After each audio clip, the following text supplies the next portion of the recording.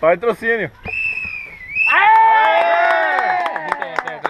Tetra! Parabéns a todos aí, ó. Alguns foi tetra, mas tá bom. Aqui, ó. Foi difícil chegar na final, hein, velho. Pelo amor de Deus, velho. Chegar desse jeito, velho. Valeu, Marquinhos. Valeu, acabou. Ó, sei como que eu desço. Ó, árbitro, ó. Parabéns. Tá mexendo isso aqui? Como é que faz? Não sei, velho.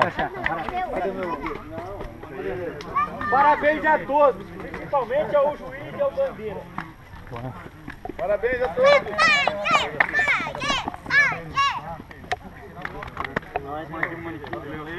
Valeu, pessoal. Parabéns. Valeu, Marcão. Justão. Jogou demais, bicho. Jogou demais. 3 bolas que os caras acertou, fez. Não deu, mas jogou pra caralho. Parabéns, Dedé. Parabéns pra vocês também. Jogou muito, Muralha. Não, não vai festejar não.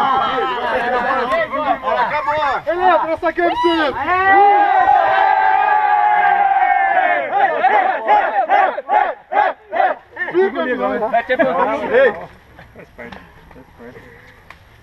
Vai lá. O time de azul tava comprado. O Jair comprou o time de azul. Ó, Beleza? o pai do Alan comprou lá o time de azul. Segura uma sua aí, vai. Você sabe mexer nisso aqui, moleque? Desliga aí. Desliga ela. Mais um aí do... Esse arrumou isso aí.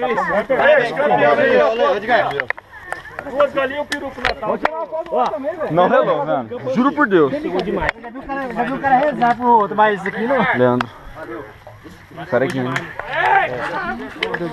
Parabéns, viu? Olha lá. Desliga aqui. Catou muito. Nossa, catou muito. Sim, tá dentro. Sai da rua aí. Olha que lindo, cara.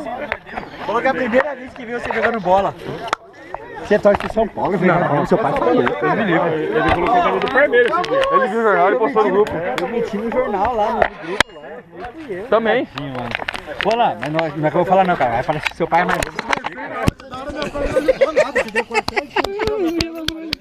Esse moleque é gente boa, viu? Vai casar, bicho. Então, Pô, dá umas ideias pra ele, Eu já falei. Olha lá, ouve seu pai, cara.